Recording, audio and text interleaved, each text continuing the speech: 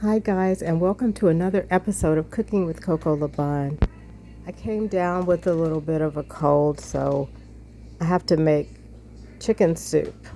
These are all of the spices that I used to make chicken soup. And I also diced up carrots, onions, and celery, and then I added some fresh herbs, sage, thyme, and oregano. And I put in half of a rotisserie chicken. That's the big shortcut here. You want to cover all of that with water. You can either fill it to where it's about a halfway above the chicken or above the chicken. And then put all the spices in there and just kind of mix it up so everything's mixed together. I did also add just a little bit of lemon juice and a little bit of wine. Now I'm using an old-fashioned pressure cooker. So once that top starts spinning and making a lot of noise, you know that it's time to turn it off. I usually tip the top with a spoon or something and let the steam come out. And it cooks really fast because, of course, the chicken was already cooked. But you have to be very careful. Once you let the steam come out, take the top off. And now you can see everything has just quickly cooked together.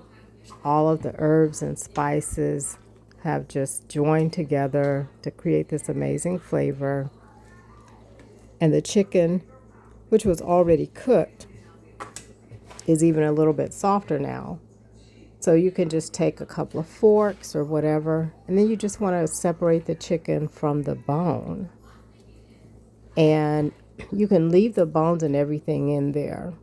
Now what I ended up doing was put the chicken in the top of the pressure cooker and separate it that way. And then I just spooned all of the chicken back into the pot along with the bones and everything, because the bones actually have a lot of nutrition in them. So once all of that's together, you just incorporate everything, mix it all together. I mean, it has quickly cooked. It has developed this really nice, rich broth that actually tastes like you've cooked this for 2 hours, but you probably only cooked it for about 20-30 minutes. And then I pull out my fresh herbs, like the stems and everything, because I don't want to eat that part. And I leave the bones in there. You can pick those out as you eat it, or you can pick them out, whenever you want. But it does add a lot of nutrition. That's why a lot of people eat bone broth. So let's just give it a little taste, see how it tastes. I tell you, this cold has been hanging on for about 3 weeks now, and I think this is going to help me feel better. I can just feel that broth going into my system with that chicken. And even just on a cold day, it's nice to make soup. So I just want to tell you, this is delicious. You've got to try it. And thank you guys for joining me for another episode of Cooking with Coco LaBon.